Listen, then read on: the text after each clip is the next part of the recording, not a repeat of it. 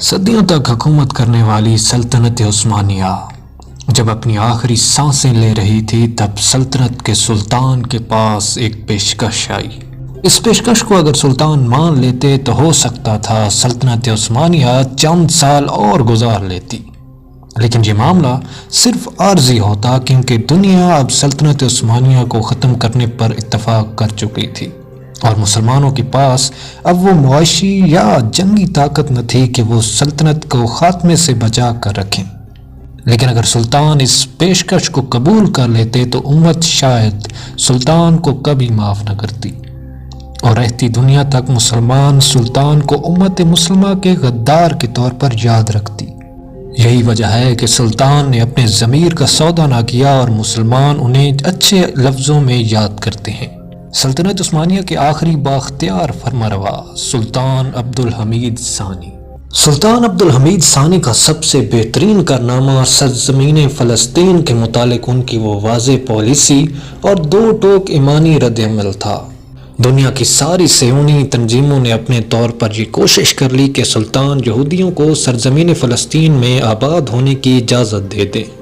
اس سلسلے میں عالمی صہیونی تنظیم کے صدر ٹیوڈور ہرزل نے 1890 میں سلطان عبدالحمید ثانی سے ملاقات کی اور ان کی سرزمین فلسطین میں یہودیوں کو آباد ہونے کی اجازت طلب کی اور اس سلسلے میں انہیں 250 ملین فرانک بطور تعاون سلطنت عثمانیہ کو دینے کی پیشکش کر ڈالی اور یہ بھی یقین دہائی کرائی کہ فلسطین میں آباد ہونے والے یہود سلطنت عثمانیہ کے تابع و فرما بردار ہوں گے اور سلطنت کے تمام قوانین ان پر لاگو ہوں گے، اور انہیں اس سلسلے میں انہیں یقین کامل تھا کہ سلطان عبدالحمید ثانی ان کی یہ شاندار پیشکش کو کبھی ٹھکرا نہیں سکتے، اس لیے کہ سلطنت عثمانیہ اپنے بدترین مالی بحران سے گزر رہی تھی۔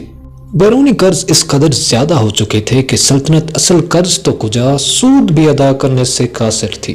یورپ کے اس مرد بیمار میں وہ دم خم باقی نہ تھا کہ وہ اس گراں قدر امداد کو ٹھکرا دیں جس سے اس کی کئی مشکلات و پریشانیوں کا مداوع ہو جاتا۔ لیکن سلطان عبدالحمید ثانی انہوں نے ان تمام مادی اور سونے چاندی کے ڈھیر کو دیکھ کر اپنے ایمان کا سودا کرنے سے صاف صاف انکار کر دیا۔ سلطان کے وہ دو ٹوک الفاظ جو تاریخ میں رقم ہو گئے وہ یہ تھے کہ اللہ کی قسم بیت المقدس کی ایک مٹھی بھر مٹی بھی مجھے اس چیز سے زیادہ محبوب ہے جس کی تم مجھے لالچ دے رہے ہو۔ فلسطینی سرزمین کو ہمارے آباء و اجداد نے اپنے خون سے حاصل کیا تھا اور جب تک میں زندہ ہوں یہ مجھ سے پیسوں کے بدلے نہیں خریدی جا سکتی۔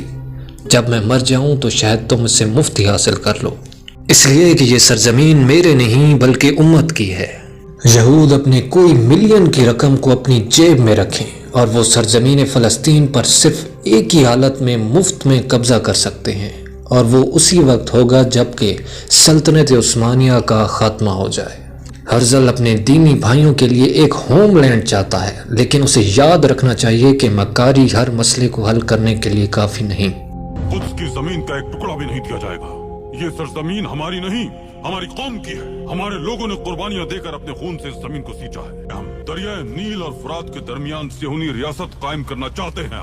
ہم بھی یہ اعلان کرتے ہیں جب تک ہم زندہ ہیں یہ ریاست کبھی قائم نہیں ہوگی، کامیاب نہیں ہونے دیں گے ہم۔ چلے جاؤ۔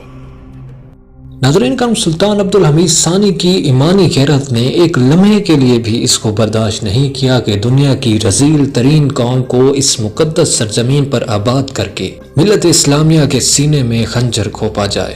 حالانکہ وہ اچھی طرح جانتے تھے کہ ان کا یہ اقدام ساری دنیا کے صہیونی، صلیبی اور ماسونی تنظیموں کو سیخ پا کر دے گا اور یہ ساری طاقتیں اپنی تمام صلاحیتوں کے ساتھ ان کی ذات کے خلاف ایک بھرپور پروپیگنڈے کے ساتھ اٹھ کھڑی ہوں گی اور سلطنت عثمانیہ کو بے خوبند سے اکھاڑ پھینکنے کی بھرپور کوشش کریں گی۔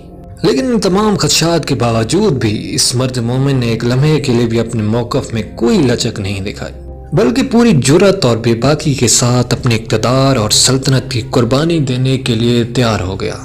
پھر وہ وقت بھی آیا کہ صہیونیوں نے اپریل 25، 1909 کو سلطان عبدالحمید ثانی کو خلافت سے معزول کر دیا اور اس طرح مسجد اقصیٰ کا وہ عظیم محافظ جس نے صہیونیوں کی ناک میں نکیل ڈال رکھی تھی یہودیوں کی سازشوں اور امت اسلامیہ کے غداروں کی بھیٹ چڑھ گیا۔